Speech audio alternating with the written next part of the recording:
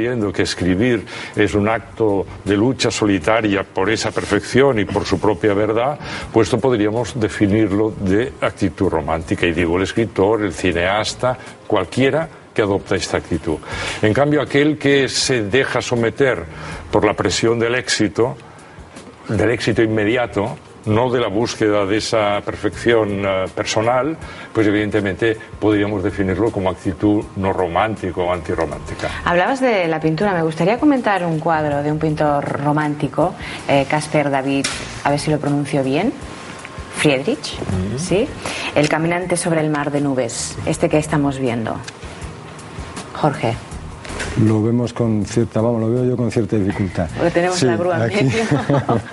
Pero se nos ha colado una jirafa, ¿no? Sí. Se llama esto. Bueno, sí, aquí tenemos, es un cuadro de 1818, es muy emblemático de lo que es el sentimiento romántico del paisaje. Aquí vemos un poco el paradigma del romanticismo, que es la tragedia. Haciendo una lectura un tanto simbólica, vemos el hombre de espaldas. No sabemos, posiblemente se decía que era el propio Caspar David el que se retrataba. Lo vemos de espaldas, con lo cual da un sentido general, digamos, a toda la humanidad. Lleva en su mano derecha un utensilio que es un bastón. Posiblemente ahí, simbólicamente, puede estar representando la tragedia. Es un hombre que ha tenido dificultad para subir. La diferencia entre la tragedia y el patetismo es que el trágico tiene conciencia de su tragedia. El romántico conoce cuál es su tragedia. Su tragedia, como decíamos antes y como apuntaba Rafael, es esa imposibilidad de sintetizar lo que es su mundo, lo que su subjetividad le lleva a hacer su mundo, con lo que se encuentra día a día. Eso produce, o bien produce ironía, o bien produce melancolía, produce ese estado de desesperación. Y luego vemos pues digamos esa posición altiva frente a las nubes, de cierta superación o de cierto enfrentamiento hacia lo que podría ser lo divino o hacia la divinidad. No hay que olvidar que el prototipo, digamos, del personaje para el romántico dentro de la mitología clásica es Prometeo. Bueno, yo añadiría que, como todos los cuadros de Caspar David Friedrich, los personajes están siempre de espalda, porque lo que perseguía este pintor era que el espectador fuera sometido a la contemplación de la contemplación. Es decir, el espectador ya veía contempladores. Y en este caso se remarca muy bien el carácter onírico del cuadro, porque fíjense que es alguien que está en la cima de una montaña, pero en lugar de ir vestido de alpinista, va vestido urbano. Con lo cual, en realidad, se trata no de un cuadro realista, sino simbólico o onírico. Es decir, es como si él subiera la montaña en medio del sueño. Y ahí tiene pues esa relación como de nostalgia, de melancolía hacia la grandeza de la naturaleza. Pero es muy importante atender a eso, que no es un cuadro realista, sino onírico, es como si fuera un sueño.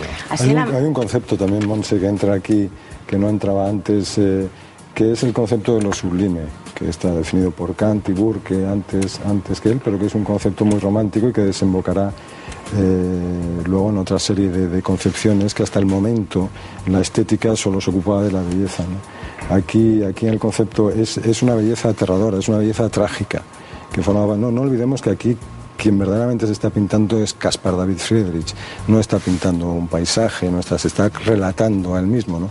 Igual que todos los personajes que emanan del romanticismo son personajes que retratan al hombre romántico. Pienso pues en el Fausto de Goethe, pienso en Quasimodo, pienso en Drácula, en Frankenstein, etcétera, etcétera, ¿no? Sí, el amor romántico, ¿cómo es el amor romántico? ¿Es trágico? El amor romántico siempre, yo creo, y Rafael es el que sabe de esto largo y tendido, ¿no? Pero yo creo que el amor romántico es un amor indiscutiblemente trágico, que se apoya en esa mirada medievalista que tiene el artista romántico hacia el amor cortés, l'amour de loin, el amor imposible.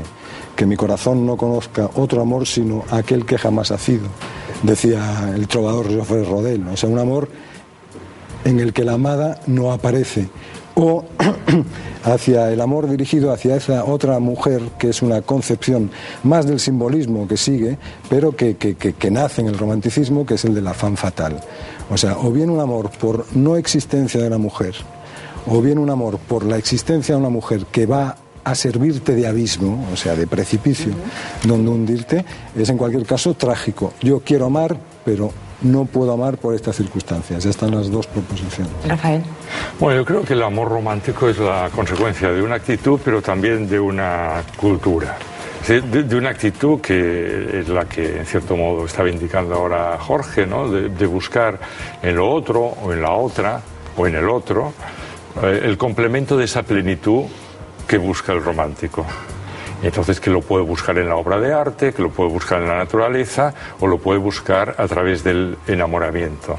Esto por un lado, pero como esto ocurrió fundamentalmente en Europa, quedó integrado en un escenario, que era el escenario de tradición cristiana, que había erigido como posibilidad la unión del erotismo y el matrimonio. Cosa que otras grandes culturas, por ejemplo a la griega antigua, nunca habían contemplado. Por un lado iba el erotismo y por otro lado el matrimonio. Entonces, claro, ¿qué pasó?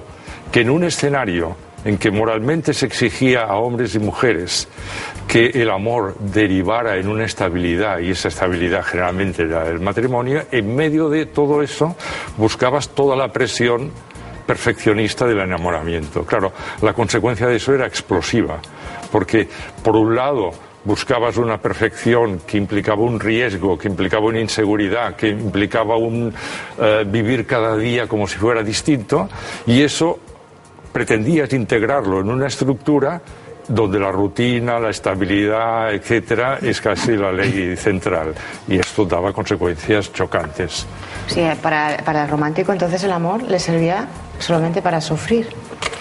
Para sufrir no, porque para sufrir sobre todo si se dejaba dominar por esa contradicción que acabo de indicar.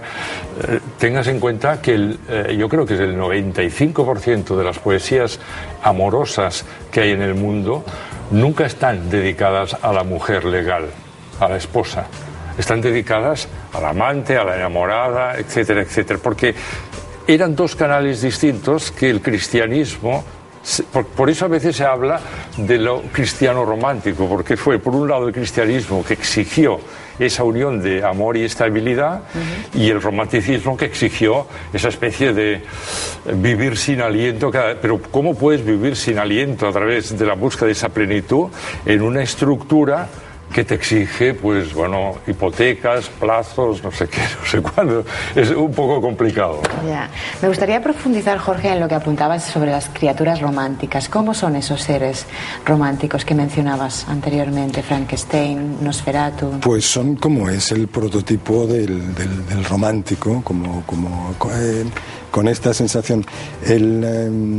La tragedia tiene, cuando hablabas con Rafael, y Rafael te apuntaba, la tragedia tiene un pequeño inconveniente, y es que es muy adictiva, porque el estar trágico en el mundo produce algo que no lo produce otra cosa, produce al héroe. Yo recuerdo cuando leíamos la Ilíada y de jóvenes y estas cosas, había un personaje especialmente heroico para mí, que era Héctor. Es el que se tiene que enfrentar a Aquiles, sabe perfectamente que va a perder, que va a ser derrotado, pero por otro lado tiene la otra proposición, que es la de defender, digamos, a su pueblo del ataque de esta gente y tal, ¿no? Y entonces, aún así, todo sabiendo que va a morir y que va a ser vencido, él sale. Hay el otro personaje, que es un personaje un tanto patético, que es el de su hermano, que es el de París, que monta la de Dios es Cristo sin saber muy bien exactamente por qué está sucediendo, ¿no? Y aquí en los personajes que estamos viendo aquí de fondo, pues se da esta sensación del tipo trágico, o sea, que está dominado por esta tragedia, que aún así pues se tiene que enfrentar, tiene que superar. Ahí tenemos ahora a Nosferatu, que no es exactamente aquí hay más imágenes de él, ¿no? Pero por ejemplo, en el caso de Frankenstein, que lleva como subtítulo El moderno Prometeo, ¿no? Pues es un poco eso que decíamos, ¿no? El que se enfrenta a la divinidad con su incapacidad o con la incapacidad de la tragedia. Aquí lo tenemos, ¿no? No es él el moderno Prometeo, es su creador, es el doctor Frankenstein.